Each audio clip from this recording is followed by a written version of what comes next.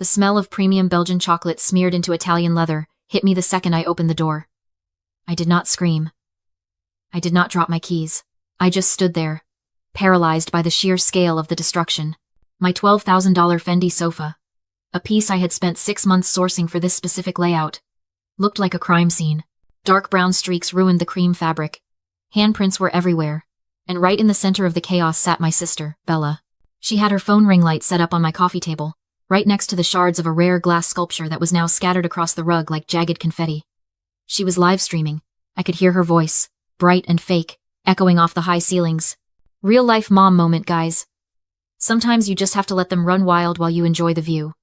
#Penthouse life. Her 3 kids were using my silk throw pillows as stepping stones, jumping from the ruined couch to the armchair. I watched my nephew's sneakers land directly on a velvet cushion. Bella did not even look up. She was too busy checking her angles. Too busy playing the wealthy influencer in a home she did not own, destroying property she could not afford to replace. I did the math instantly. The sofa, the sculpture, the rug, the cleaning fees, the reputational damage. It was easily $50,000. Maybe more. I did not say a word. I just pulled out my phone and started recording. Before I tell you exactly who ended up in handcuffs for this, and it was not me, drop a comment and let me know where you are listening from. I want to see how far this story travels. You need to leave, I said. My voice was quiet, but it cut through the fake cheer of her live stream like a knife. Bella looked up, annoyed, and finally ended the video. Relax, Lucy. It is just a couch. It wipes off. She stood up, brushing crumbs from her yoga pants onto the Persian rug I had borrowed from a gallery uptown. She did not offer to clean it. She did not apologize. She looked at me with this mix of pity and irritation, like I was the one being unreasonable for not wanting chocolate smeared on 5-figure furniture. My name is Lucy, and I am 28 years old. I have spent the last 6 years building a reputation as the most meticulous home stager in the city. Developers hire me to turn empty shells into multi-million-dollar dreams. This penthouse was not my home.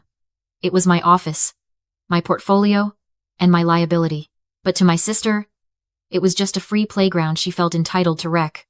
It is not just a couch, Bella. It is inventory. It belongs to the developer. And that sculpture you let the twins smash? That was on loan. I am responsible for it. You always make everything about money, she sighed, grabbing a juice box from her youngest. Must be nice to only worry about things.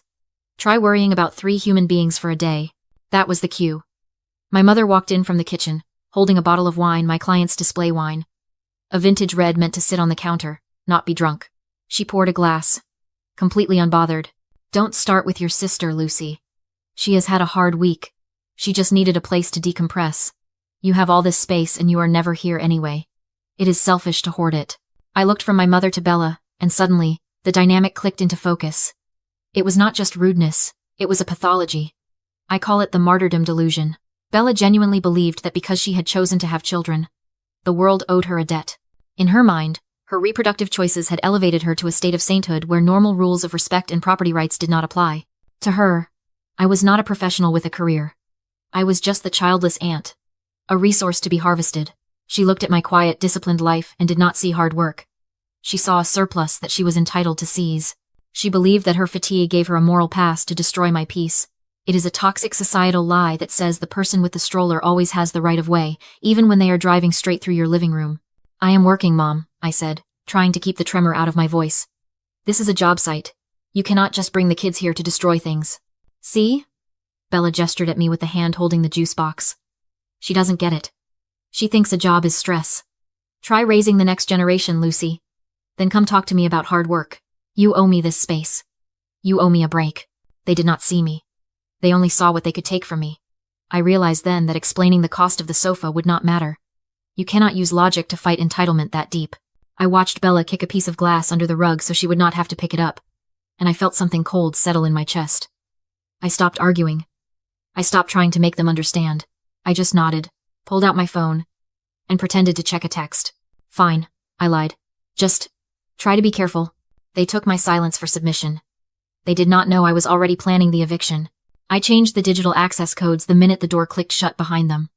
I revoked my mother's guest access, scrubbed Bella's fingerprints from the system, and reset the alarm protocols. I thought technology could do what my voice could not enforce a boundary. I was naive.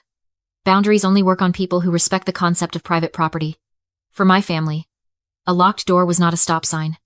It was a personal insult they were determined to bypass. 2 days later, my mother called. She sounded frantic, breathless, the perfect picture of maternal concern. "Lucy, I think I left my heart medication in your kitchen cabinet. The pharmacy is closed, and I'm feeling tight in the chest. I just need to pop in and grab it. Please, honey, don't make me drive to the ER." It was a lie. I knew it was a lie because I had cleaned that kitchen myself, and there were no pill bottles. But what was I supposed to do? Accuse my mother of faking a medical emergency to gain entry to a penthouse? If I was wrong, I was a monster. If I was right, I was still the daughter who refused to help. I gave her a temporary, one-time use guest code. I told her it would expire in 30 minutes.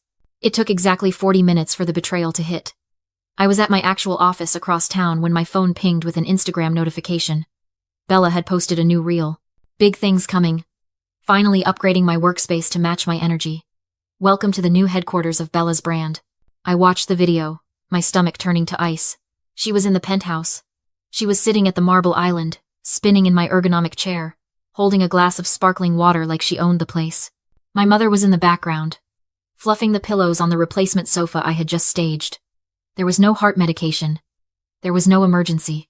My mother had played the Trojan horse, using her own health as a bargaining chip to sneak Bella back inside the fortress. They were not just disrespecting me anymore. They were colluding against me. I did not call them. I did not scream. I did not rush over there to kick them out. That is what the old Lucy would have done, fought a loud, messy war that ended with them calling me crazy and me apologizing for yelling. This Lucy was done fighting. I realized then that I could not win by playing fair. They would always find a way to weaponize their entitlement. If I wanted them out, I had to make them want to destroy themselves.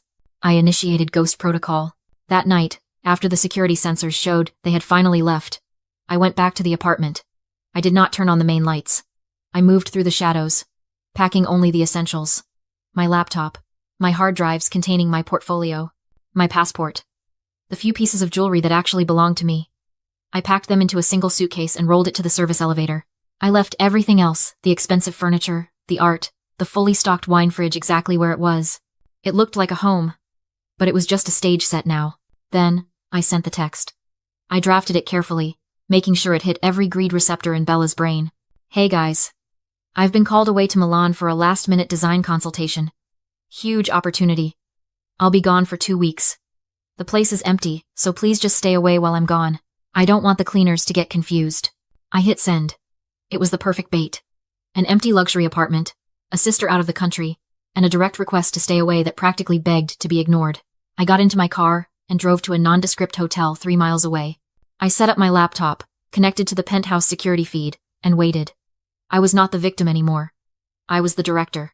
I sat in the glow of my laptop screen in a budget hotel room 3 miles away, watching my life get dismantled in high definition. It took less than 6 hours for the bait to be taken. At 7 p.m. on Friday, the notifications on my security feed started blowing up. Motion detected in the hallway. Motion detected in the living room. Motion detected everywhere. Bella did not just come over to water the plants. She arrived with a catering crew. Through the grainy night vision of the foyer camera, I watched her usher in a stream of people, women in fast fashion cocktail dresses, a guy carrying a DJ controller, and half a dozen influencers holding ring lights like weapons. She was wearing one of my silk robes, styled as a dress, shouting orders at my mother, who was busy arranging a charcuterie board on a coffee table made of petrified wood that cost more than her car. "Make sure the lighting hits the view, Mom.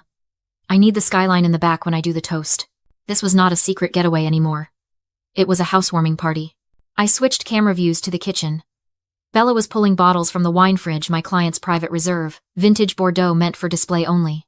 She was popping corks with a carelessness that made my stomach turn, pouring $500 wine into red plastic cups she had brought with her.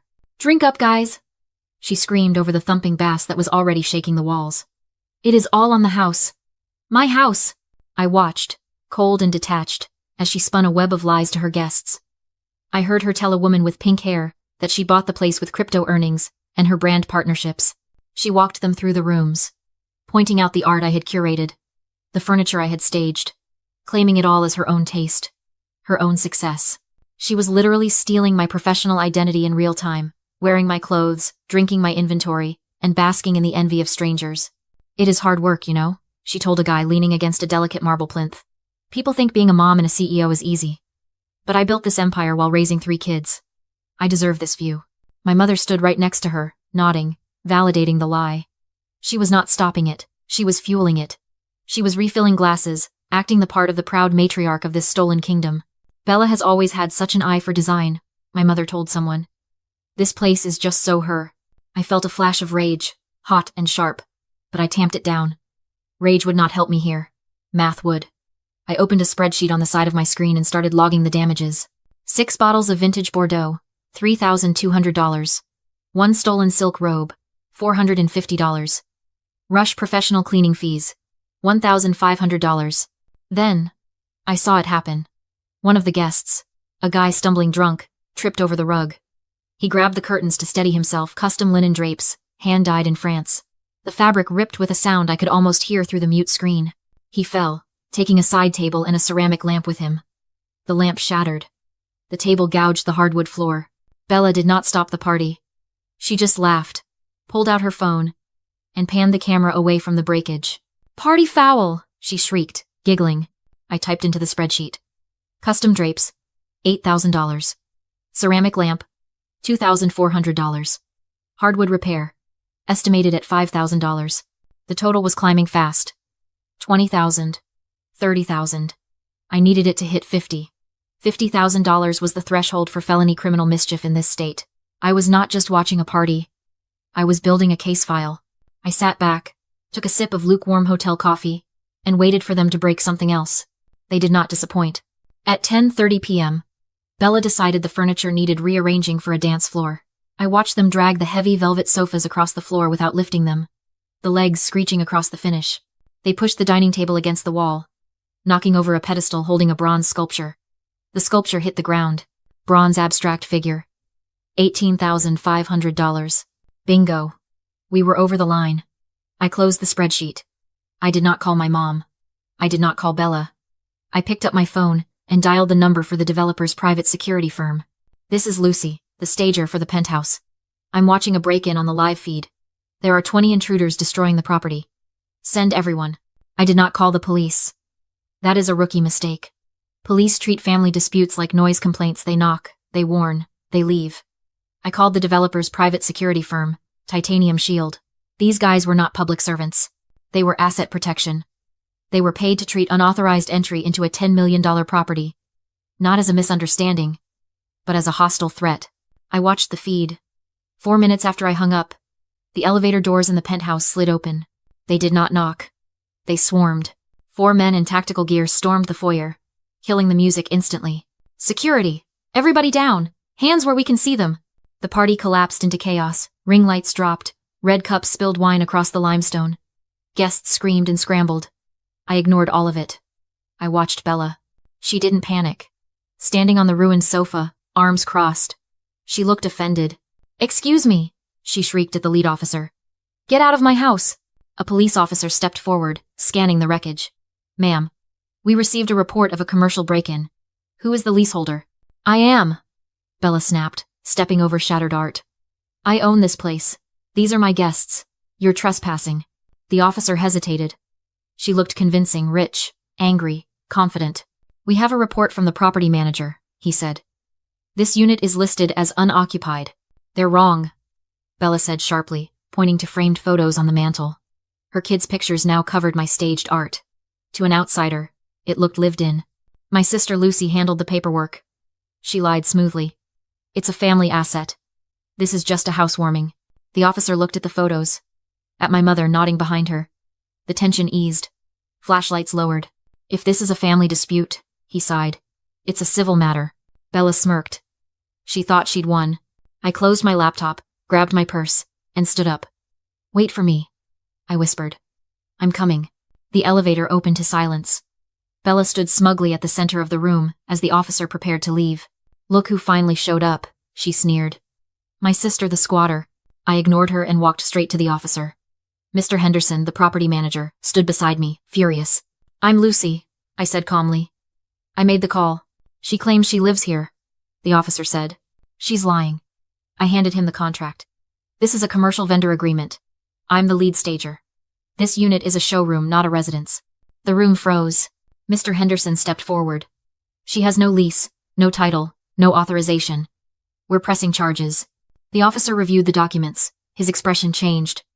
What had looked like a party now looked like a crime scene. Damages exceed $50,000. I added, handing over the inventory list. That's a felony. Bella went pale. The officer unclipped his handcuffs. Ma'am, turn around. Bella screamed, pleaded, panicked. It didn't matter. You can fake a lifestyle. I realized, watching her fall apart. But you can't fake a deed. As they led her away, she screamed my name. I can't fix it, Bella, I said